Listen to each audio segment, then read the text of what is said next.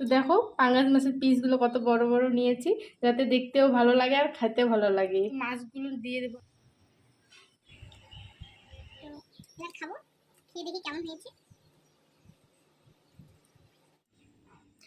তো এটা দেখো পাঙ্গাস মাছ। তো অনেকেই পাঙ্গাস মাছ খেতে পছন্দ করো না, তো আজকে এমন একটা রেসিপি বানাবো সবাই যারা খাও না তারাও চেটেপুটে খাবে। তো রেসিপিটা দেখে থাকো।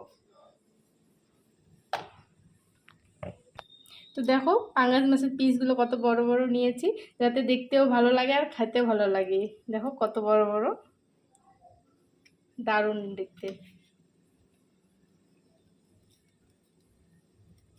আর লবণ হলুদ দিয়ে আমি একটু মেখে নিব, তারপর ভেজে নেব।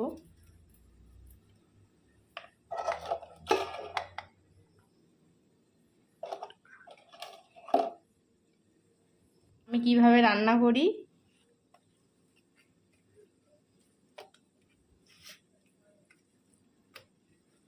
তো মাছটা এখন ভেজে নিব, তার জন্য কড়াইটা গরম করে অল্প তেল দিলাম। আর অল্প তেল দিলাম কারণ পাঙ্গাস মাছ থেকে তেল বের হবে, এর জন্য অল্পই তেল দিলাম। আর পাঙ্গাস মাছটা ভাজার সময় সাবধানে ভাজবেন, এই স্কিনটা ছোটো তো তেলটা গায়ে লাগে, ছিটে রাখে। মাছগুলো ভেজে নেব আমি।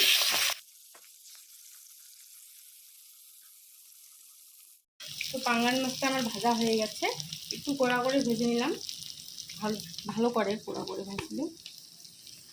তো যারা যেভাবে ভাজতে চাও, কেউ নরম খেতে চাইলে নরম ভাজিও, কড়া ভালো লাগে তার জন্য আমি কড়া ভেজে নিলাম।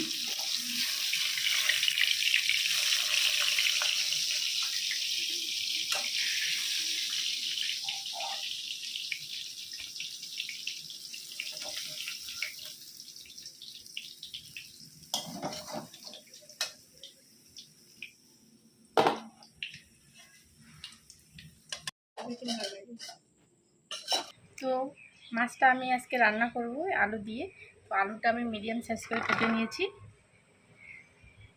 তো এদিকে আমি নিয়েছি রসুন, আদা, লঙ্কা, পেঁয়াজ। তো এগুলো সবাই আমি বেটে নেব। তো তেল গরম হয়ে গেছে, একটা লঙ্কা তেজপাতা দিয়ে দিলাম, তার সাথে একটু জিরে দিলাম, রসুন দিয়ে দেবো। রসুন ছোটো করে নিয়েছি।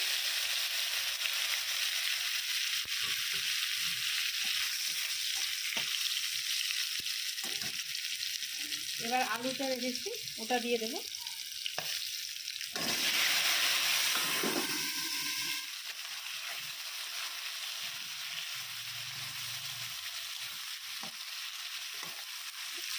লবণ দিয়ে দেবো, হলুদ গুঁড়া,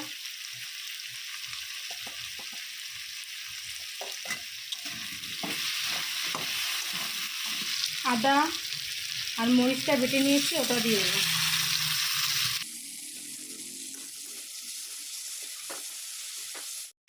তো আদা রসুন দিলাম, একটু ভালো করে কষে নেব। আলুগুলো একটু ভেজে নেব, সিদ্ধ হওয়ার জন্য জল দিয়ে দেবো।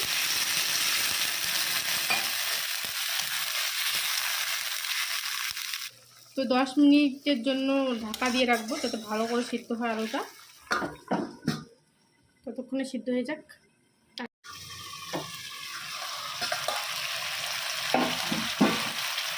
দেখো আলুটা ভালোভাবে সিদ্ধ হয়ে গেছে। আর একটু কষাকষি করার পরে মশলাটা দিয়ে দিব, জিরা বাটা রেখেছি। ভালো করে কষে নেওয়ার পরে জিরা বাটাটা দিয়ে দিলাম। তো আর একটু ভালো করে নাড়াচাড়া করে নেব। ভালো করে কষে নেওয়ার পর এবার জল দিয়ে দেবো ঝোলের জন্য।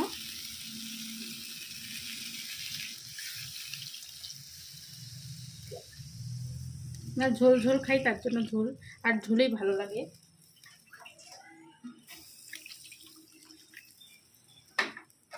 মাছগুলো দিয়ে দেবো এখন। আমি 4 জন আছি, তো 4টে মাছ দেবো। আর দেখো পিসগুলো, পাঙাশ মাছ এমনি খেতেই ভালো লাগে, আর এভাবে রান্না করে খাবেন দারুণ লাগবে। তো আমার রান্নাটা হয়ে গেছে, এই দেখো ঝোলটা দেখো দারুণ হয়েছে। তো আমি এখন নামিয়ে নেব। মাছটা আগে ভালো করে নামাবো যাতে ভেঙে না যায় আবার।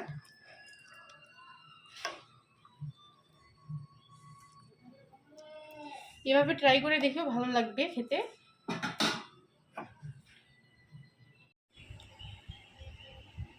দেখো কত সুন্দর হয়েছে ঝোলটা, আলুর ঝোলটা।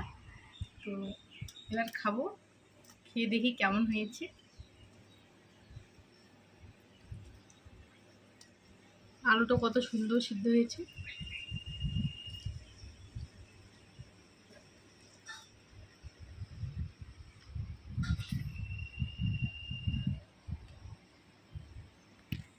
দারুণ, ঝোলটা অসাধারণ। বাড়িতে এভাবে ট্রাই করে দেখো, তোমাদেরও ভালো লাগবে।